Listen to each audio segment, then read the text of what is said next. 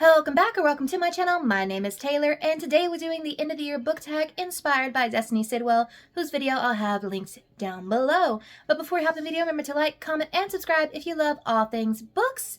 And welcome back to Bookmas Day 7. That's 7, right?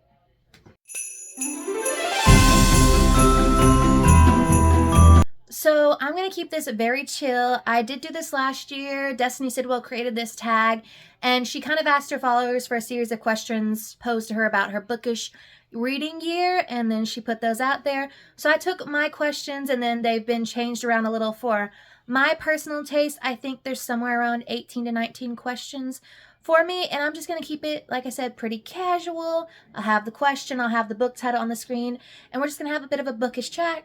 If anyone is curious, I am filming this on December 12th right now, so there's probably going to be some more reading done before the end of the year, so some of these things might change in the next couple of weeks, but I'm quite sure I'm not going to have too many surprises between now and, end of the year, not 12 days, but, end of the year situation going on, because we also got the holidays and work in between that.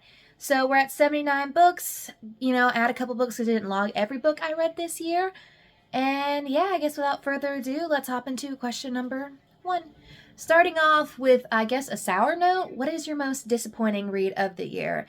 So disappointing can be taken a lot of different ways. Disappointing can be something that you had high expectations for, but it didn't quite work out the way you wanted. Disappointing could be one book that just really you did not like and such like that. So I'm going to go with my most disappointing read being the one that I disliked the most this year, and that's going to be Fresh by Margot Wood. And this is disappointing because I saw this book on the shelves a few times, and I kept thinking I'm going to buy that, and then eventually, beginning of the year, I bought it. The premise was great. It wasn't young adult. I definitely classify it way more as a new adult because there's a lot of spice and sex in this video. And it's posed to me as this is Elliot, she is a polysexual girl going to college for her first semester and is essentially a very sex-positive first year of college, female perspective of everything that goes down, and she's queer. All that. However, this book was basically just watching a train wreck go and go until it hits, and then it gets hit again. Because that halfway point, I'm like, what now? Trauma? Didn't expect that to hop in. I guess it should be discussed in a book about sex and sex positivity and all the things that go along with that, especially girlhood. But yeah, no, I give it 3 stars. Everyone knows I don't rank books. It takes a lot to rank under 3 stars. In theory, someone may like this book. If you like Hot Mess Express, this might be for you. But so far, that is my my lowest rated and least liked book this year. So then we have Underdog Book of the Year. So this is a book that I feel like just came out of nowhere. That you just kind of picked up and you were like, not a lot of people talk about this, but it kind of seems cute. Maybe it'll be a cute little 4-star read. And then end up being a 5-star read. And that is Every Time You Hear That Song by Jenna Voris. This is a YA queer romance set in a dual timeline. If you ask me to remember characters' names, that's never going to happen, but I can remember the plot to the exact detail if you want me to.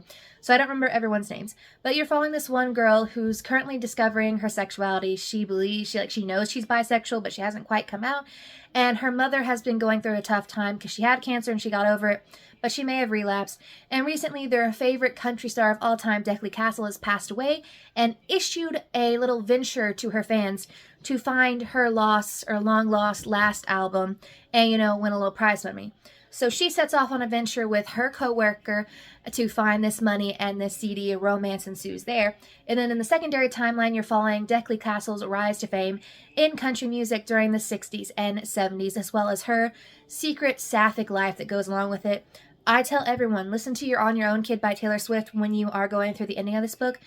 And man, yeah. I will say this one definitely made me cry.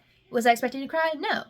But do prepare if you think you might cry during this one. If you think if you want sapphic Dolly Parton, I feel like that's Declan Castle. And yeah, I thought it was a fun, but also very, very poignant read. And I haven't heard a lot of people recommend it. Then we have a book you loved in the moment, but don't think about now. So I'm going to give The Shepherd's King duology, which is aka One Dark Window and Two Twisted Crowns. I gave it 4.75 and 5 stars. I really enjoyed these books as I was reading it, but I think even when I was reading it, even though I'm I think I still stand by the 4.75 5-star rating, I kind of knew, I'm like, I might not think of you anytime soon. I think it warrants the rating because it was just so unique in its concept, and the way she took this duology was not necessarily what you would expect. So she definitely gave it for just uniqueness and like newness factor. But yeah, it's just one of those fantasies where I'm like, I have other fantasies that I'm going to think of more. And I'm going to have relationships that I also think of more. So I think it was a grand old time. Definitely something to read during the fall and winter if you like a good gothic fantasy vibe, and if you're looking for something with a more new unique concept to you. But yeah, she was good. Was she great? Maybe not. I still stand by my rating though. So this next one now, I try to keep like one book per question just so that we're, I can try and give you as much of a diverse list as possible. But some of these I do have two or three answers for. So up next is Fav Book Couple or Couples of the Year. First up, we have Farron and Reeve from So Let Them Burn. If you're looking for some asexual representation, Farron is the one for you. This story is interesting because it's another unique story in that you're following the chosen one 5 years after she's been chosen and she's defeated people. And now she is essentially thrust into another adventure or, time-sensitive issue when her sister, befalls some things. But along with it, you're getting this very much so enemies to lovers, dislike to lovers situation between Farron and Reeve. And the way the story ended off just has me just waiting, like very impatiently waiting for the next book. Then we have Jasper and Sloane from Powerless. I'm not finished with it. I'm 80% of the way through it as of today, but I'm just gonna say, Miss Elsie Silver, I think you have a 5-star book and a 5-star couple for me. I know Powerless is kind of hit or miss for everyone. I feel like either everyone absolutely loves Heartless or Reckless, and then Powerless is like either you're a ride or die or just like a mad person. I think I'm gonna become a ride or die person because Jasper, I absolutely love this man. Maybe it's me just loving childhood friends to lovers. She did test me with that age gap situation there, but you know what? I guess we'll overlook it for now. But Jasper and Sloane from Powerless by Elsie Silver. If you haven't read Elsie Silver yet, I don't know what to tell you. I think she writes a very good romance.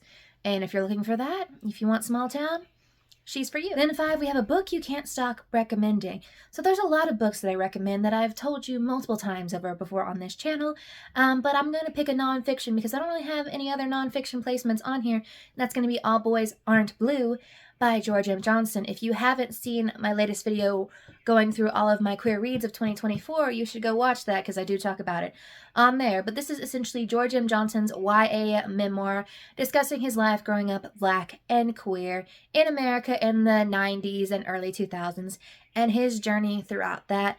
It's a very, very much so sad, difficult read, but it's definitely very important for the time we are in, especially, we have to support some banned books because especially a lot of queer books are getting banned and continue to get banned. So if you haven't picked it up yet, I listened to it on Spotify Premium, and it is in the YA section, so it's going to be a little cheaper than some of your other nonfiction novels. So I do, as the question says, highly recommend this one. Then we have number 6, a book that surprised you. So Surprise Me is going to be a book that just came out the depths, swinging when I was not expecting anything to happen. And for me, that one is Dread Nation by Justine Ireland. So I picked this book up, seeing zombie apocalypse meets civil war situation. I'm like, I don't know if I've seen this premise before, but I'm intrigued. And as I started reading it, I don't know what it was about this story. It's a 400-something page book, but I just kept flying. It's like the story kept going and going, and I'm like, okay. And halfway through, it's like, oh, because like first half of the book, you got like part 1 of like, ooh, setting up the exposition is like, this is interesting. I'm like, part 2 is like, new story, new plot lines. And just, at the end, she makes them queer. We got a little bisexual, asexual representation. This does talk a lot about, so we're taking place in the 1880s. So essentially, we're talking a lot about race and racism post-Civil War and, Reconstruction and all that situation about what would happen if, the zombie apocalypse took place during the Civil War. And also it does talk about the state of our government and sort of the corruption that was very rampant during the 1800s. I want to pick up Deathless Device so much. I can't find the physical copy in store, so I'm going to have to order it online to finish out this duology. So if you're looking for a short, very easy to read, like, fantasy series, pick it up. New fave author you discovered in 2024. So we have 2 here. We have Talia Hibbert. We love her. I read her Brown Sisters series this year, as well as her YA debut, Highly Suspicious and Unfairly Cute. And I just heard she's dipping her toes into some romantasy, and I'm like, girl, I will be sad when that pops up on my page. And then we have Kimberly Lemming, who wrote the Mean Mishap series, and she's got a book coming out soon. No, next year, I think January. I don't know. I talk about it in my most anticipated releases, which should have come out before this one. So if you like Monster Smut and you just like a good time, she's the author for you. And I can't wait to talk about all the new authors I want to try in the new year. But that'll be a later question. Speaking of Kimberly Lemming, let's talk about my happiest read or reads of the year. I'm just going to say Mean Mishap series. These are all fun little romps. They are all Monster Smut, and they all take place in the same universe. Technically, I think they are considered interconnected standalones. However, I would read them in order just because I think events that take place in book 1 do help inform the things that take place in book 2 and 3. So the first one is That Time I Got Drunk and Saved a Demon.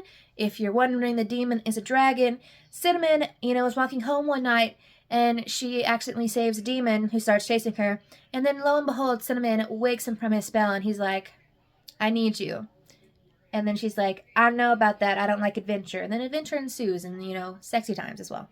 And then after that is That Time I Got Drunk and Needed a Love Potion at a Werewolf, very much so in the title. We're following Cinnamon's best friend, Bree, who accidentally one night throws a love potion at Felix the werewolf, who's new to town. He's like, you're my fated mate. And she's like, you're on our love potion. And then they spend the whole book trying to figure out, are they fated mates, or is he just under a love potion? Then the last one is That Time I Got Drunk and Accidentally Saved a Human, and you're following Dante, who's the elder dragon that we were introduced to throughout the series as he goes off to try and find his fated mate, because he's seeing all his friends fall in love. And if you want funny, you want spicy, and you just want a little bit of adventure in your plot, these are all for you. And they're all relatively short because they all fall around the 3 to 350 range. So do pick them up. I will be reading her Alien Smut next year because, you know what? We just need some fun times. Fun times in our life. Especially with how 2025 is probably going to go. Then we have Most Frustrating Book You Read in 2024. There were a lot of books I could have chosen for this one, but I chose Maybe Meant to Be by K.L. Walker. I will give it to her that this is technically the republished version of her first ever Taylor Swift novel that's supposed to be based on You Belong With Me. However, this book made me a little angry while reading it. I think I gave it somewhere at 3.5. Somewhere in the 3.25, 3.5 range. I feel like I downgrade it every time I speak about it. So Maybe Meant to Be is a dual plot line following Sage, and I don't remember the guy's name. But you're essentially following these two best friends, one guy, one girl, who everyone their whole life has said you're going to end up together. Problem is Sage is in love with his brother, and he's gay and in love with the new boy at school. However, he is so afraid of coming out to anyone and everyone around him, even though Sage already kind of suspects and kind of knows. So in the process of this, their whole him being afraid to come out and all that, lots of drama ensues between Sage and his brother, and he and his, secret boyfriend. And I'm just going to say, I don't know, I don't think K.L. Walker is queer, but sometimes you can tell when reading a story, especially coming out queer story, when the author is not queer, because I'm just like, you've got to be kidding me, because some of these things they be saying and doing, I'm like, please stop. Please stop. I think I need to continue on because I did enjoy The Summer of Broken Rules from her, so I'm curious to see what her other books read like, because I don't think any of the other ones take on a queer plot line. But yeah, her first book, Maybe Meant to Be, I know it gives fall vibes, but also would not recommend. Well, then we have the longest book you read this year, and that is Love Unwritten by Lauren Asher. Her books keep getting longer every year. However, she did release a novella for Christmas.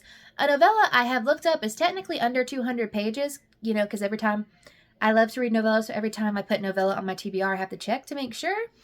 This is definitely 257 pages. I have full-length books that are shorter than that. But hey, it's a short book for Lauren Asher, so I will be getting a chance to read that. But I'm a little curious to see if Love Arranged, the book that comes out next year, is long.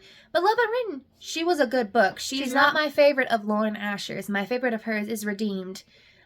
We Love Santiago. And probably Final Offer. I need to go back and read probably the other Dreamland Billionaires to actually really just terms and conditions. I know how I feel about the fine print. But then again, I did work at Walt Disney World, and, fake Walt Disney World, I don't know that I can read about it and not be like, why didn't we get that situation? And then we have the shortest book I read this year. As of filming today, it is Take a Chance by Mieko May, and it was 69 pages. Little novella. It's just a spicy little, like, girlie's going on vacation, feeling herself, and while she's there, she runs into an ex, like, high school acquaintance, and he's like, I like you, and she's like, you sure? And then they spend a spicy night together, and then they get together, sort of situation. That's pretty much the whole plot. So if you just want spicy little novella, that's for you. I'm pretty sure I'm going to read something shorter for the month of December because I do plan on reading a few Christmas novellas that I do believe fall under that 69-page mark.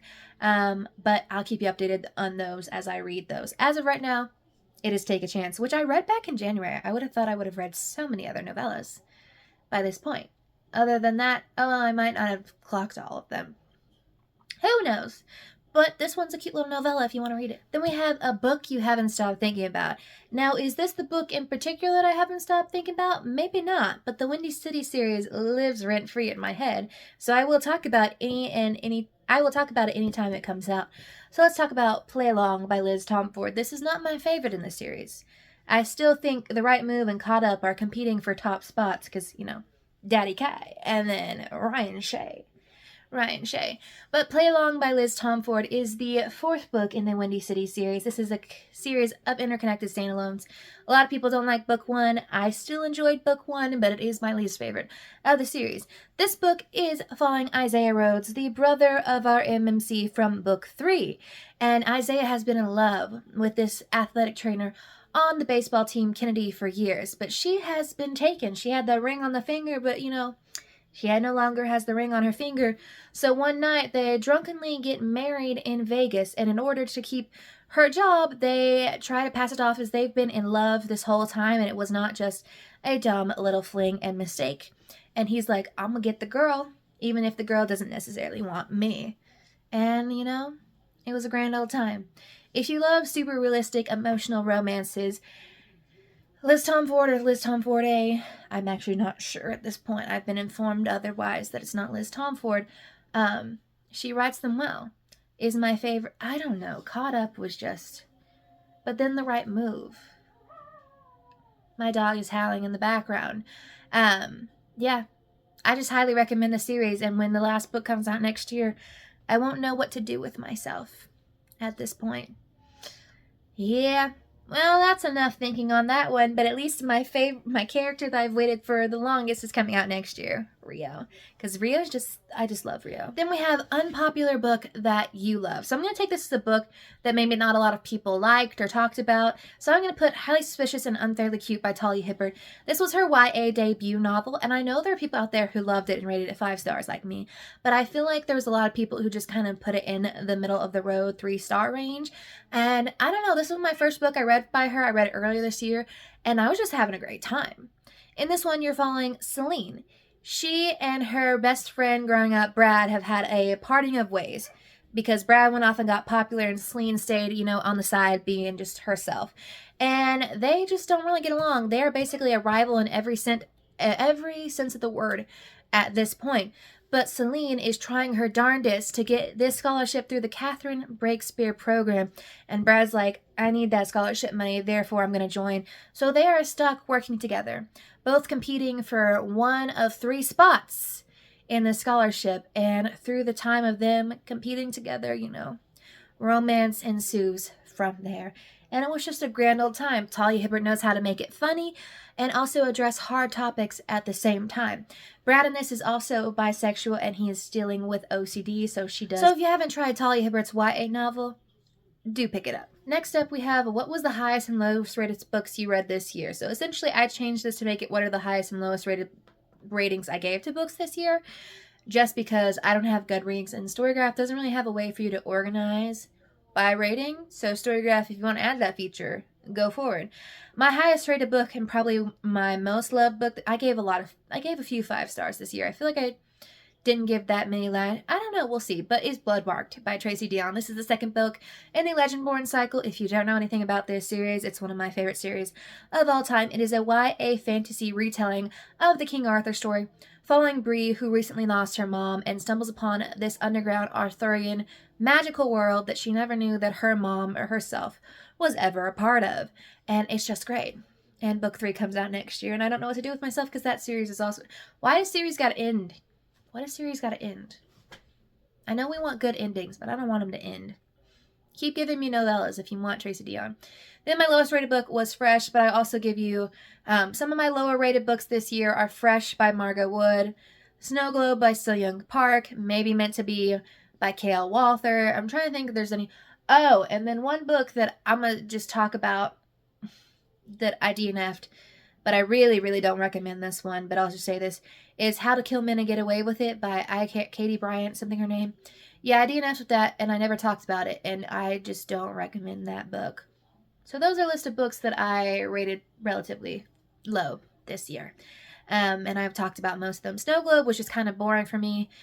The one I talked about that I DNF'd, I just didn't like the writing, didn't like the characters, didn't want to finish the book. So that could have helped putting me in my reading slump. Yeah, but highest rated, Bloodmarked. Bloodmarked. I love it. Alongside that, That Self-Same Metal by Brittany N. Williams. Then we have most quotable books of the year.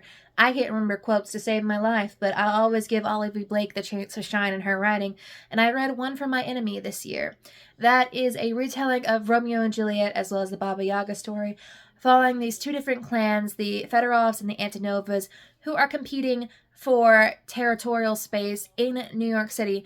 The Antonovas are a group of witchy sisters who are selling, drugs illicitly on the market, and they're currently in a fight with the Fedorovs, who are known for their ability to do some, some very shady business and get it done for you in a timely manner.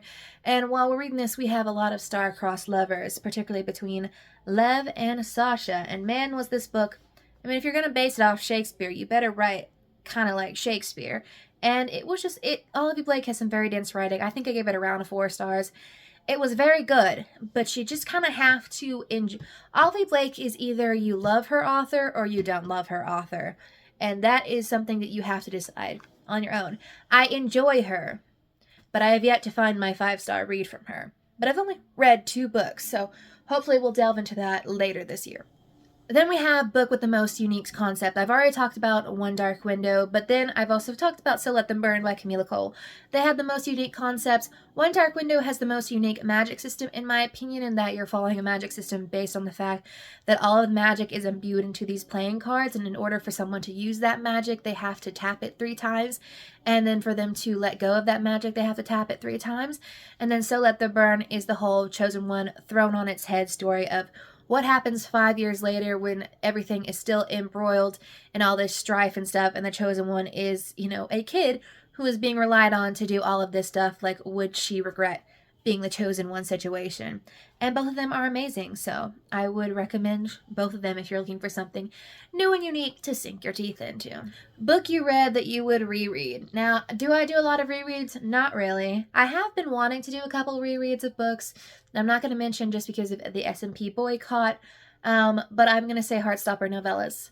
Heartstopper is a series that I'm quite sure before the final season comes out, I'm going to go back through and try and reread all of the books. They're all graphic novels and the short novellas, and I don't want Heartstopper to be out of my life. I love this series. I love Nick and Charlie. I read the 2 novellas this winter, and then Nick and Charlie, the novella, which I'm pretty sure these are the things that were the precursor to the novels, the graphic novels that we got. So it's just fun to read a little extra plot.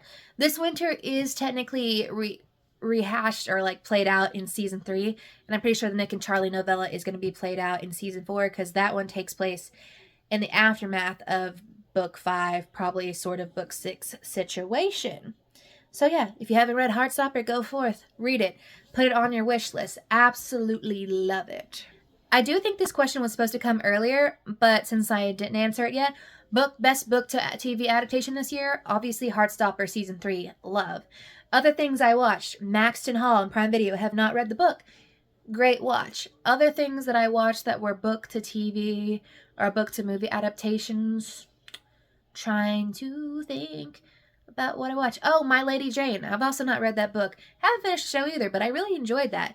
I just have a problem finishing any show. Oh, and then the magnum opus of this year, Interview with a Vampire Season 2. Haven't read that book either, but love. Lestat, the chaotic bisexual vampy prince that you are, I will always stand beside you.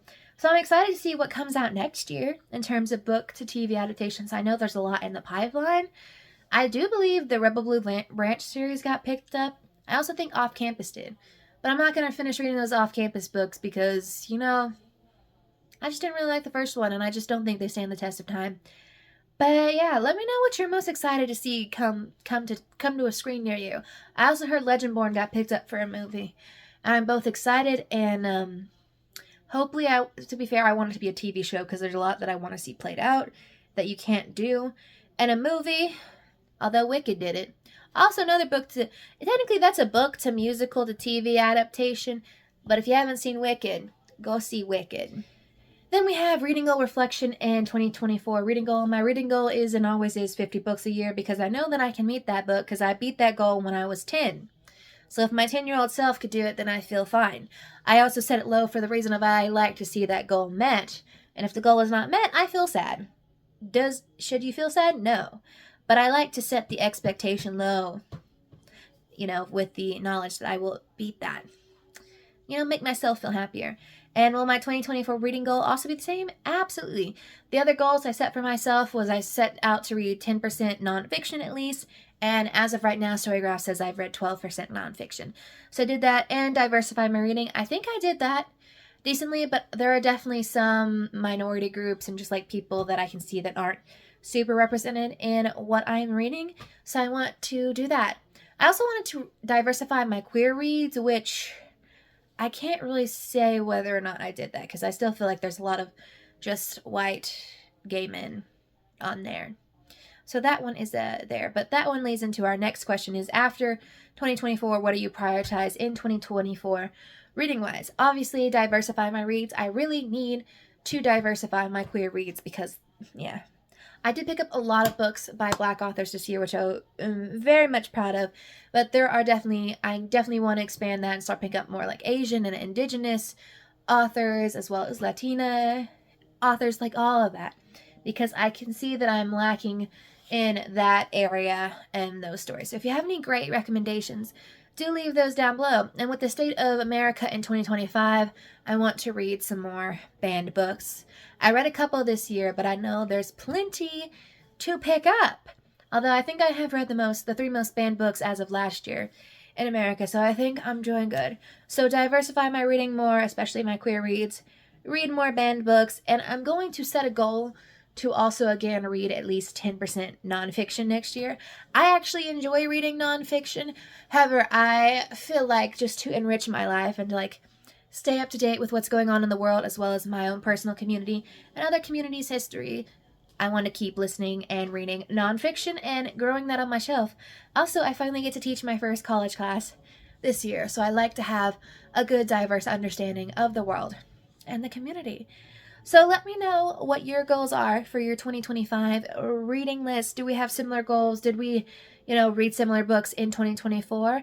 And I hope y'all have a great rest of your 2024 reading and a good 2025 incoming year. And I'll see you in the next Bookmas video.